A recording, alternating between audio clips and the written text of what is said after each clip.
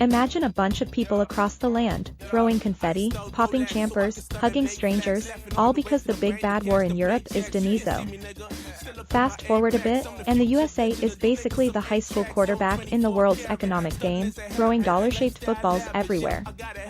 Enter the US dollar, the cool kid in the global currency cafeteria, with nearly 60% of the world's central banks keeping their lunch money in it, cause it's the safest bet when things get wacky in the financial playground.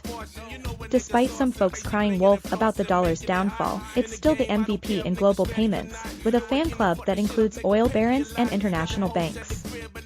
Now, Ishwar Prasad, this brainy economist dude, at Brookings and a prof at Cornell, is scratching his head over this paradox. The world's kind of annoyed at how the dollar is hogging all the limelight, but at the same time, everyone's still passing notes in dollars because, well, there's no other currency cool enough.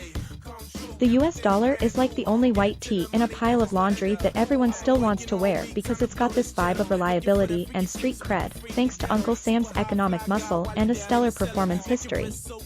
When the US economy struts its stuff, the dollar does too, soaking up investments faster than a sponge at a spilled milk contest. But here's the kicker, this whole dollar domination thing is like a double-edged sword. It's great for the US, sure, but it's like a party pooper for the rest of the world. Imagine you're a small country, chilling with your own currency, when suddenly you need to buy a bunch of stuff from abroad and bam. You need dollars, but they're getting pricier by the minute. Cue the drama, the Federal Reserve hikes up the interest rates to slap inflation on the wrist, and everyone rushes to hoard dollars like it's the last slice of pizza at a party. This sends the dollar index soaring to a 20-year high, and suddenly, countries with dollar debt are like, uh-oh, watching their shopping carts get more expensive by the minute. Sri Lanka's economy is throwing a tantrum, Ghana and Egypt are sweating bullets over food prices, and Pakistan's trying to pay its tab with a currency that's just hit rock bottom. And let's not forget the '97 throwback hits, where countries like Thailand and South Korea had their own dollar dramas. Now, the plot twist. While a beefy dollar makes US imports cheap and cheerful, it turns out America isn't much of a shopaholic, so the global economy feels the pinch more than Uncle Sam does. So there's this nasty loop where countries need dollars like a fish needs water, but getting them is as tough as nailing jelly to a wall. Enter Johanna Chua, the chief Asia economist for Citigroup, who says this whole dollar tango is making it tougher for countries to strut their financial stuff on the global dance floor. And as the dollar goes on a power trip, it's like putting a financial squeeze on the rest of the world. But here's the real tea, some countries are getting tired of the dollar's drama and starting to look for an exit. China's like, hold my beer, and is setting up its own payment system, hoping to give the dollar a run for its money. They're even settling more trades in their own currency, the renminbi, which is kinda like choosing to ride a bike instead of a limo. Fast forward to the digital age, and you've got these newfangled digital currencies cutting through red tape like a hot knife through butter, making international money move smoother than a fresh jar of peanut butter. As for the US, do they really want to take the air out of their own dollar balloon? That's like asking if the internet wants to give up memes. But let's not forget that when you're the top dog, you've got the luxury of using your currency like a geopolitical chess piece, which, let's be real, can make things a tad bit awkward on the world stage. So while some folks are trying to sneak out of the dollar's VIP section, the bouncer aka the current geopolitical climate isn't making it easy to leave. And as the world keeps spinning, the US dollar's still sitting pretty on its throne, wearing the currency crown.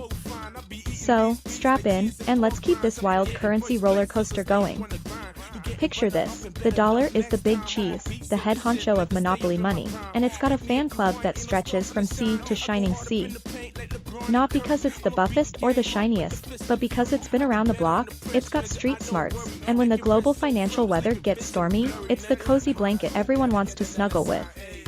It's like that one indestructible toy you had as a kid, everyone's tried to break it, replace it, or claim it's so last year, but it's still here, still standing, still getting all the attention. The dollar's got this magnetic charm that's hard to resist. It's the Elvis of currencies, with every central bank humming its tune, even if sometimes they wish they could change the record. Now, we've got the US Federal Reserve acting like a DJ at a club, cranking up the interest rate jams, and suddenly, the dollar is the hottest ticket in town. The rest of the world, though, they're not dancing, they're sweating, cause this dollar disco is costing them big time. Countries with dollar loans are like diners at a lobster dinner with only enough cash for a burger. The bills come due, and they're flipping sofa cushions looking for change. Countries like Sri Lanka are caught in an economic conga line they can't escape. Egypt and Ghana are trying to tango with soaring food prices. And Pakistan is doing the currency limbo, seeing how low it can go. And the rest of Asia is having 97 financial crisis flashbacks, like a bad fashion trend that's come back to haunt them. But wait, there's a twist. The dollar's strength is like that friend who comes to your party and eats all the snacks. It's great for the US, cheap imports, strong buying power, but for countries that need to stock up on essentials like food and fuel, it's like shopping with a dieting wallet. Everything costs more, but you're getting less. Now, the plot thickens with China casually stepping in, trying to play the hero with its own payment system, the Cross-Border Interbank Payment System, CIPS. It's like they're opening a new club across the street from the dollar's exclusive joint, hoping to lure some of the crowd away. And as for digital currencies, they're the new kids on the block, moving into the financial neighborhood with flashy tech and smooth transactions that could make even the most loyal dollar fans think twice. It's like everyone's been riding horses and suddenly, there are these fancy electric cars zipping by, all eco-friendly and cool. The US, on the other hand, isn't keen on giving up its crown. Why would they? Having a powerhouse currency is like having a golden ticket in the world's chocolate factory. It's a sweet deal that they're not ready to share. And with all the geopolitical shenanigans, using the dollar is like a game of financial chess, and the US is playing to win. So, there are these rumbles of rebellion, countries whispering in the shadows about ditching the dollar, but it's like trying to start a new trend. It takes more than a couple of cool cats to make it catch on. The dollar, with its financial swagger and geopolitical muscle, isn't stepping down anytime soon, and the world keeps spinning to its rhythm, whether it likes the music or not. And there you have it, the global money saga, starring the US dollar, the currency that everyone loves to hate but can't live without. Like the most popular song on the radio, you might be tired of hearing it, but you can't help but sing along every time it plays.